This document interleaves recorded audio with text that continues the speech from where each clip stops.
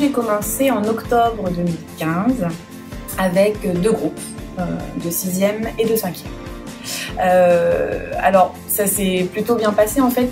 Je crois que ce qui a vraiment permis la réussite, ça a été cette rencontre. En fait, on a proposé avec la CPE d'organiser une rencontre avec les élèves pour leur présenter un petit peu ce qu'on allait faire et que eux puissent s'inscrire en pleine conscience. Ça commençait déjà comme ça l'exercice. Et le fait que eux aient choisi, c'était quand même 50% gagné déjà. Ils étaient motivés. Moi, j'ai inscrit un mot dont j'étais nommé sur ce poste avant même que le collège soit ouvert. C'était le mot bienveillance.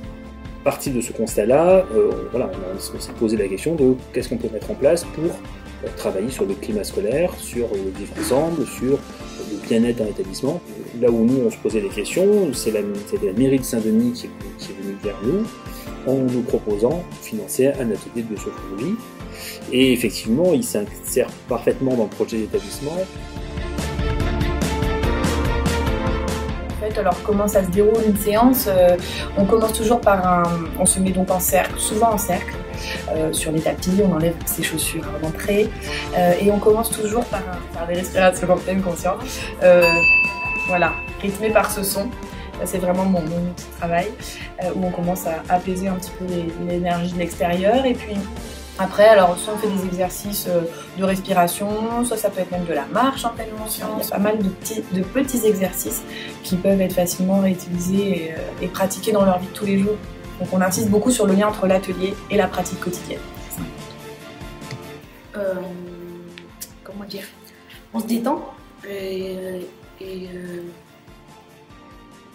on perd notre... comment dire? Quand on est stressé ou tout ça, et on devient calme, plus tranquille. Et après, par exemple, pour les devoirs et tout ça, ça nous aide. On calme notre respiration, ça nous détend. On se repose après des exercices. On devient plus calme. Au début, je pensais que c'était vraiment nul. C'était nul, voilà. Et après, quand je suis restée, je me suis dit, ah ouais, ça vaut le coup quand même. J'aime bien les exercices. Ouais. Par exemple, quand on s'allonge et tout, des trucs de respiration. Parce que moi, je m'énerve vite.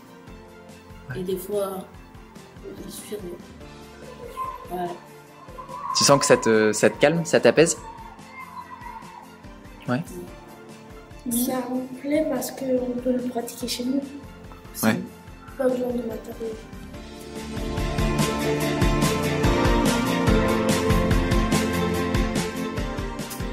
L'école, bon, c'est un lieu où la réflexion, le jugement, l'éducation au jugement, c'est très important.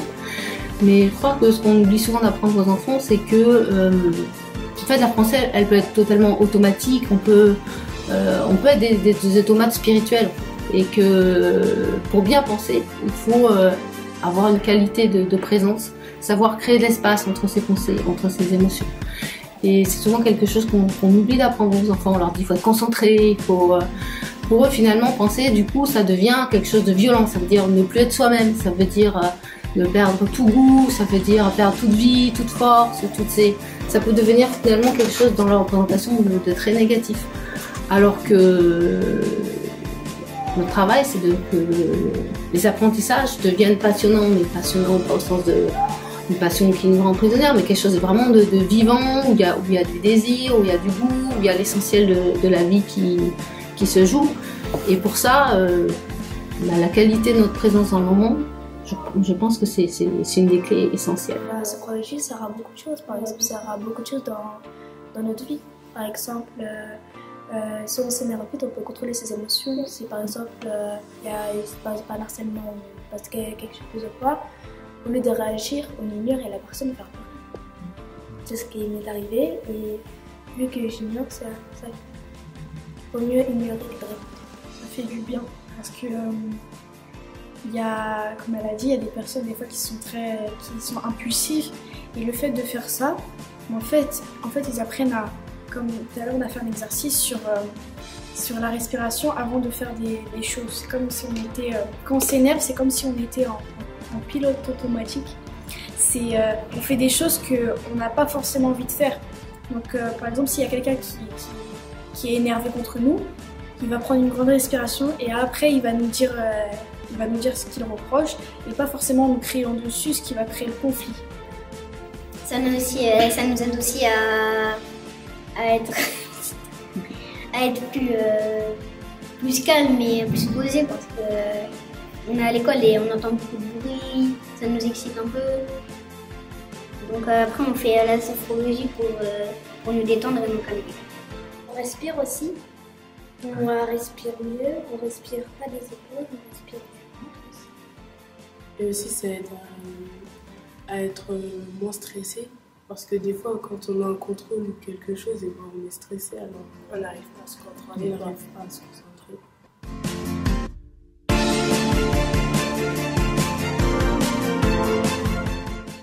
Par exemple, moi, j'ai eu plus de bonnes notes parce que je me concentrais mieux et que j'arrivais mieux à dormir parce que j'avais des fois, j'arrivais pas à dormir ou quoi. Et ça m'aidait. Moi, en cours, je suis plus concentrée. J'apprends mieux mes leçons. C'est facile. Et même on écouterait plus mieux les profs. Dans la classe, il y avait des tensions entre nous, mais comme on est en sophrologie, ça nous a appris à nous connaître et on a arrêté de juger les gens comme ça. Avant, il était un peu agité et ça a diminué. Et lui, avant, il était brut. Avant, il n'était pas comme ça, mais il a changé. Moi, ce que je vois, c'est aussi dans la cour. Il y a moins de bagarres, il y a moins de mouvements. Et maintenant, c'est un petit peu moi que je ne vais pas direct foncer dans le tas. On est moins stressé. On arrive à se contrôler quand on pratique ces choses qu'on a apprises et à se concentrer. Parce qu'avant, on me disait un truc, moi je frappais. Et je frappais fort. Et maintenant, tu fais quoi? Maintenant, je laisse choisir. Sur moi, j'arrive à contenir mes émotions, je me contrôle et après je te dis. Je suis plus calme. Enfin, plutôt à l'école ou plutôt à la maison ou les deux? Les deux. Et moi, quand j'ai commencé, je me suis dit, ne t'attends à rien, tu seras pas déçu. Voilà, le fait de pas mettre de pression sur des objectifs, des attentes particulières. Et en fait, j'ai été extrêmement surprise, agréablement surprise de leur retour, de leur générosité en fait à me faire des retours.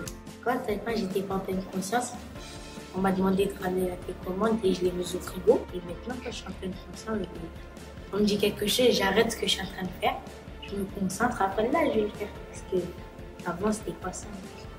Moi, en tout cas, je sais pas pour tout le monde, mais ceux qui le veulent, ils devraient le suivre. Ça aide beaucoup et ça nous, comment dire, c'est pour l'esprit, c'est bien.